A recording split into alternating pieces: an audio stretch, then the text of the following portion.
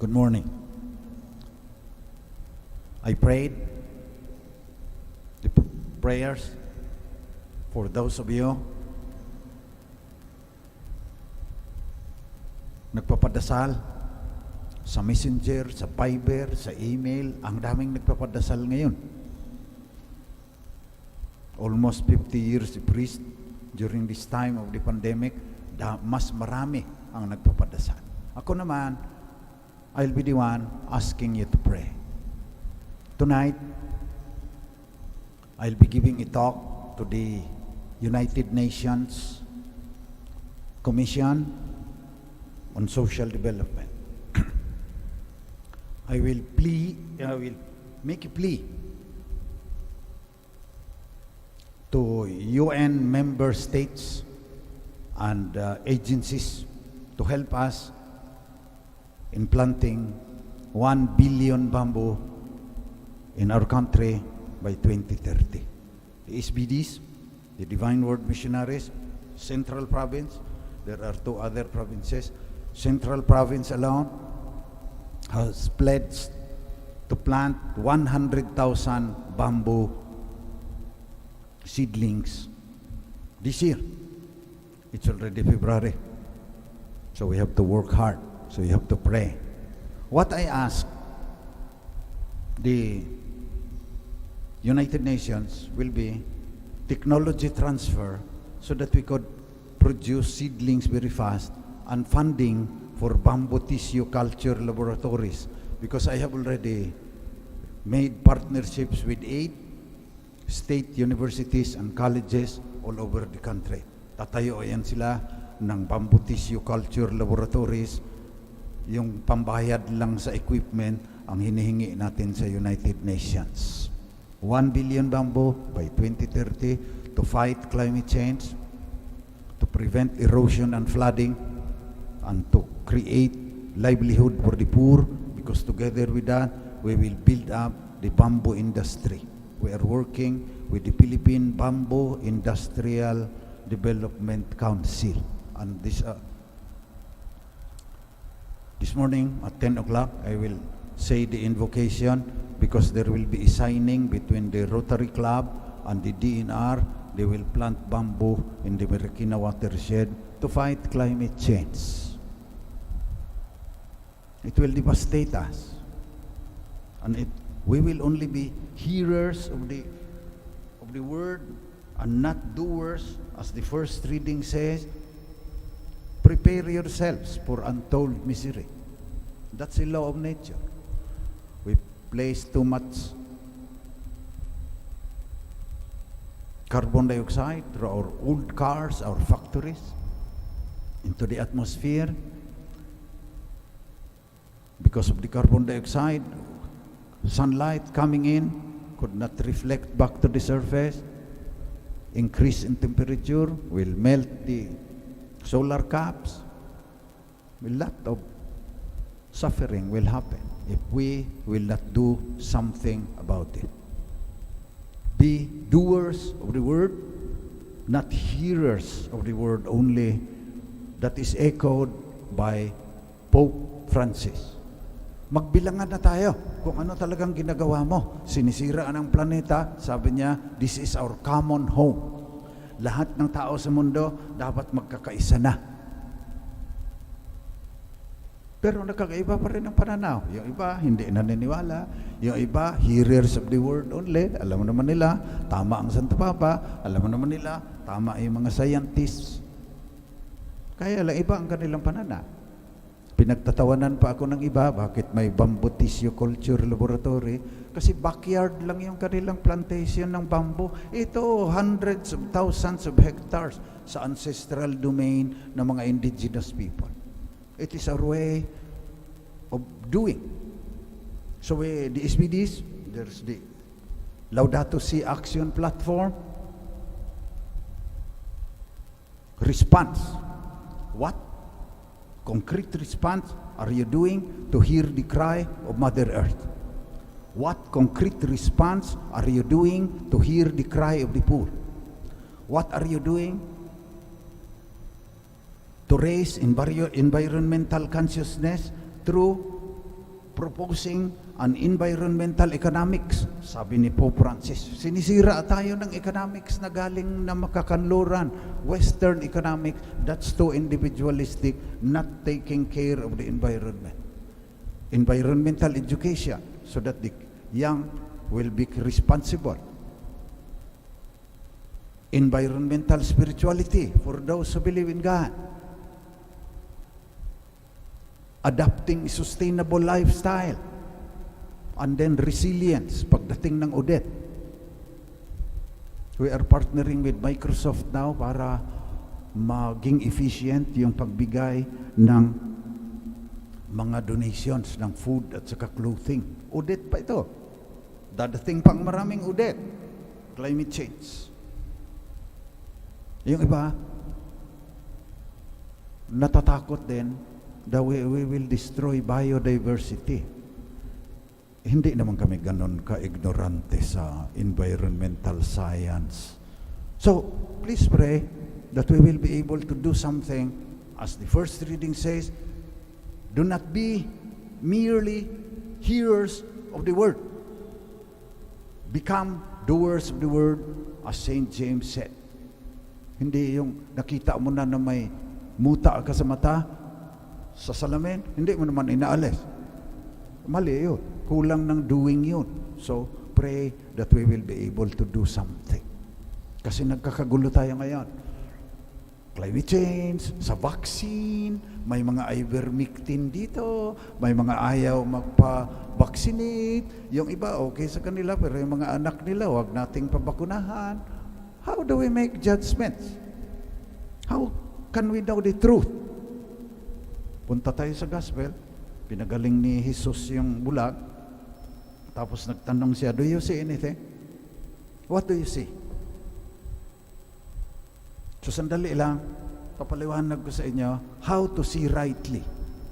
Kasi it is only with the heart that one can see rightly. What is essential is invisible to the eye. How do you see rightly? Paano ang tamang pagtingin mo sa katotohanan? Sabi ng mga scientists, hindi mo na makikita yung katotohanan. You relate to what's out there, yung reality, yung world, yung universe, through your senses na nakikita mo. Halimbawa, rose, kulay pula, naamoy mo, bango. Tinitignan mo yung texture, very soft yung kanyang petals. Baka matinik ka pa doon kung talagang hindi pa inalis yung tinik. So, very fast, from Bernard Lonergan, Jesuit, to see rightly, first, be attentive. Hindi lang yung nakakarinig ka. Kasi ang dami mong naririnig. Nakikinig ka, nagpo-focus ka. Hindi lang na nakakakita ka, tumitingin ka. Pinofocus mo yung attention mo. So first, be attentive. Learn to focus so that you will really know what the truth is. Second, be perceptive. Maging matunog, sabi ng mga Tagalog. Matunog na mayroon dyan, yung context will make you understand. See it from the viewpoint of systems. Yung systems perspective ang tinuturo namin ngayon. Be attentive, be perceptive, be intelligent. Ang ibig sabihin ng be intelligent, make the right judgment. For example, sinalat mo, rough ang bulaklak, inamoy mo, wala na maamoy. Maski mukhang rosas na ba? Then you make the judgment. Paper rose ito. So wag kang magkamali sa paper roses. Kasi sabi ni Vilma Santos, paper roses, kapareho yan ng pagmamahal sa akin na binibigay mo. Artificial. So she makes a judgment, hindi ikaw ang pagkakasalan ko. And then, be responsible. Be attentive. Be perceptive. Be intelligent. Tama ang judgment mo. Be responsible. Tignan mo kung bakit mo ginagamit. Maganda. Roses. Mahal. Lalo na yung Valentine's. O, yung padala mo sa nanay mo, padala mo sa asawa mo, padala mo doon sa sweetheart mo. Pero, pagpasok na sa mga tao, diyan papasok yung responsibility. So, nakapag-judge ka na, you were attentive, you were perceptive, you were intelligent, na ito roses.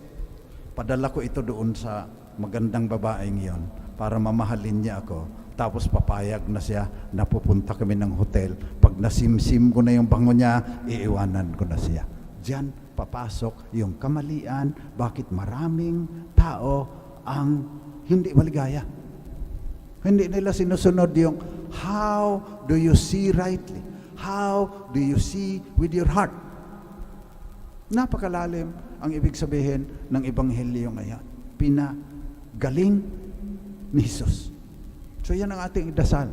Kasi sa aking pananampalataya, sa Diyos, it is only when you believe that you could really see the Word rightly. Yung sinasabi, I once was lost and now I'm found, was blind and now I see. Masasabi mo kaya yan na you really see? Hindi ka pa blind? O half blind? Sabi nung tao sa gospel, nung half blind pa siya, nakikita ako yung mga tao na parang mga kahoy na naglalaka. Hindi pa rin kompleto yung kanyang pagtingin. Hindi pa rin perception, ang perception niya is not yet very sharp. Anong ginagawa natin? Nagsisimba tayo lagi. Does it sharpen our perception? That we become closer to the truth? Talaga bang masasabi natin, receiving the body of Christ? I once was lost and now I am found, was blind and now I see. Ang problema natin, some people choose to remain blind. Hindi na, misteryo na ng kasalanan niya. Ang problema natin, maraming tao ang irresponsable. Nanloloko. Bibigyan ng rosas yung babae, may kasama pang mamahaling chocolate para sasama lang sa hotel. Hindi paglingkuran habang buhay. May mga tao rin, lulukuhin ka, mag-invest ka. Doble ang pera mo after 3 months. So after 3 months, dumoble nga. Pero sa susunod na month, hindi mo na makikita yon. Mga scam, pyramiding scam. Pati sa politika. Niloloko din tayo so that we will not make the right judgments. Ini-edit yung video, ini-edit yung mga pictures para lalabas na magaling yung kanilang kandidato, na masama yung isang kandidato. So marami ding naloloko niyan. Kagaya ng maraming babae ang naloloko ng mga playboy, kagaya ng maraming tao ang naloloko sa mga scam, ganon din, mas maraming tao ang naloloko ng mga politiko na hindi responsable. So be attentive, be perceptive, be intelligent, and then be responsible. Bahala na kayo sa inyong conscience, sinong iboboto nyo. Siguruhin ninyo na tama yung inyong perception. Na hindi kayo nadadala ng disinformation sa social media. Pagdadasal natin ngayon niya. Sapagkat sa mga readings, first reading, hindi lang sapat na nakakakita ka at nakakarinig. Gawin mo, sabi ni St. John. Sa gospel naman, we are reminded to see things rightly. It is only with the heart that one can see rightly. What is essential is invisible to the eye. Siguruhin rin ninyo na tama ang perception ninyo sa Diyos. Kasi makasalanan tayo eh. We make God sometimes into our own image and likeness.